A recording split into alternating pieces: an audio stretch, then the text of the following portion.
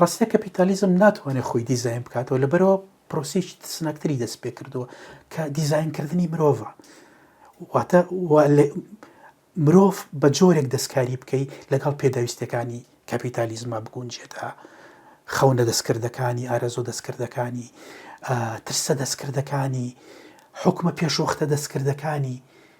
مرۆڤی ئەم سەردەمە بەردەوام لە ڕێگای کۆمەڵی ئامێری زۆر گەورەوە، لە ڕێگای کۆمەڵێک مدیۆمی زۆر گەورەوە حکمی پێشوەختی تیاچێنرێ، حکمی سیاسی تیاچێنرێ، ئارەزووی مەسرەفکردنی بێسنووری تیاچێنرێ کە ئەمانە هیچی ئارەزووی سروشتینین لەگەڵ پێداویستی ڕاستەقینەکانی مرۆڤە یەک ناگرنەوە. مرۆڤێکی دەستکرد دروست دەکرێ کە لەگەڵ عەقڵیەتی مەسرفکار و بەرخۆری کەپیتالیستیا بگونجێت و هەروەها مرۆڤێک بێت و ئەم مرۆڤە لە دوا جارە مرۆڤێک دەرەچێت کە تا ئەندازەیەک توندڕەوە، تا ئەندازەیەک مەیلیکی زۆری بەلای ڕاسیزمە هەیە.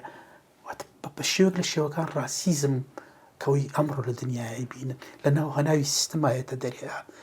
یعنی پرۆسەیەکی لاوەچی نییە، بەهەڵەداچوونێکی فکری نییە کە هەندێک مرۆڤ تووشی بوو بن، بەلاڕادا بردننی پرۆژەیەک نییە، بەڵکو بەشێکە لە کاڵاکانی سەردەمی ئێمە.